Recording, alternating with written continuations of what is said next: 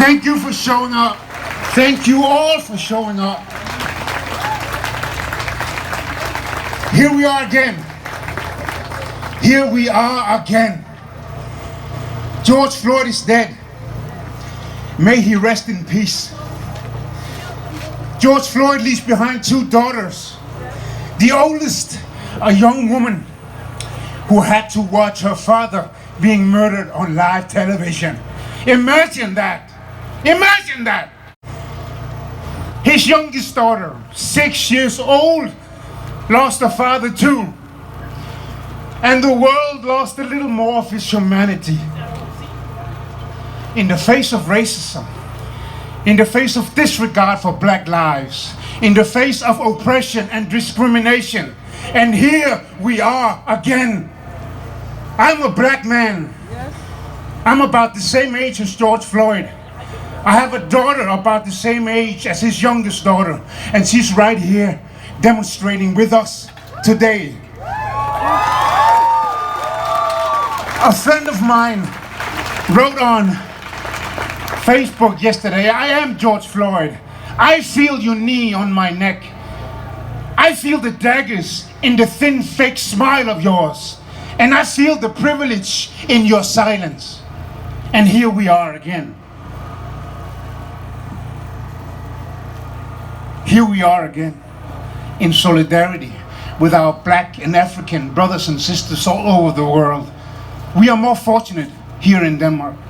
Here the police do not kill us, but they do harass us. We do see our children being discriminated against in schools, at work, when they are looking for a place to live. We have the numbers. We have the research. Rockwool Fonden, Institut for Menneskerettigheder, PhD after PhD after PhD show us the reality of systemic racism and discrimination, the reality of our struggle. And yes, it is connected to George Floyd. And yes, it is connected to Eric Garner and Tamir Rice. And yes, it is a global struggle. When Paludan is screaming his racism out in the streets of Denmark, harassing black people, harassing Bawalia, yes, it is connected. When African refugees, all year round, people on the run, drowning in the Mediterranean Sea, and you are silent, yes, it is connected. Yes, it's connected. And we're asking you, white people, we are asking you to act. White people, we are asking you to act, to stand up.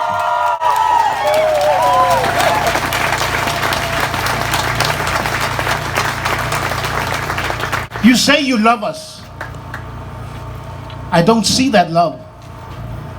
I see hatred in a lot of you. I see indifference and I see silence in the majority of you. Yes. The government's so-called departure centers for asylum seekers, that is in fact inhumane prisons. That is all connected. I see our government passing laws that are state-sanctioned discrimination, so-called ghetto laws. You even single us out by the color of our skin in your policies, and you call the places we live ghettos. The only country in the world who puts that word into their policies, written down, ghettos. The only country in the world. And yes, it is connected. We have a government who wants to punish 6-year-old boys and girls because they are not speaking the Danish language adequate. Your empathy is not adequate. Your willingness to combat racism is not adequate. And yes, it is connect us. You say you love us. You say you respect us. Show us. We are asking you to stand up. The Honorable Dr. Martin Luther King said it 50 years ago. He said the greatest obstacle for black people to be free is not the Ku Klux Klan. It's not the white nationalist. It is you. You, the white moderate. You. We see you sitting at home, reading Politiken, reading Berlingske, watching, retweeting what I say, posting on Facebook, but you are silent otherwise. You are not here, and we need you to stand up. We need you to show us that you also demand justice and equality for Africans and black people. Justice. Justice and equality in politics, in exploiting the African continent, in child labor, in policing, in education, in society, in person.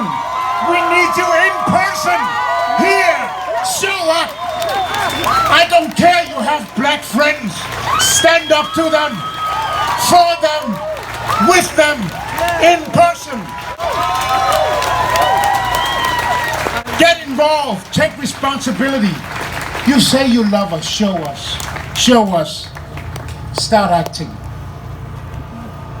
What can you do? You can join an activist group. We are a lot who need you. What can you do? You can demand inclusion. You can demand anti-oppressive work environments in your schools, in your workplaces. What can you do? You can stand up and listen. Yes!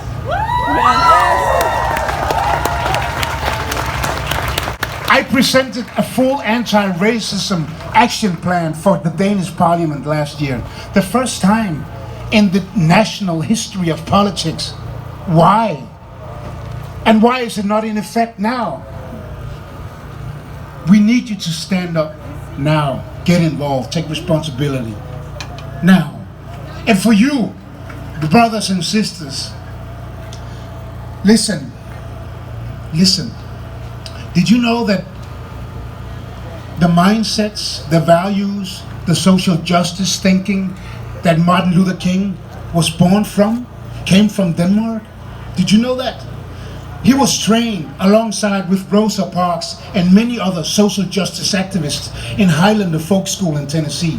Yes. But the founder of Highlander Folk School came to Denmark in 1931 and saw what we did with folk schools and Grundtvig, and took these values and took these mindsets and brought them to Tennessee and gave us Martin Luther King. We can do the same. We can do the same. So I say this, my beautiful brothers and sisters, fighting the good fight every day of your lives. I know you are hurting, and I know you are tired, and I know you are heartbroken, but don't give up. Stay strong. Do not settle. Do not back down. Stay in the fight. But find a healing group to share with, to share this pressure with. Use each other much more, brothers and sisters. Reach out.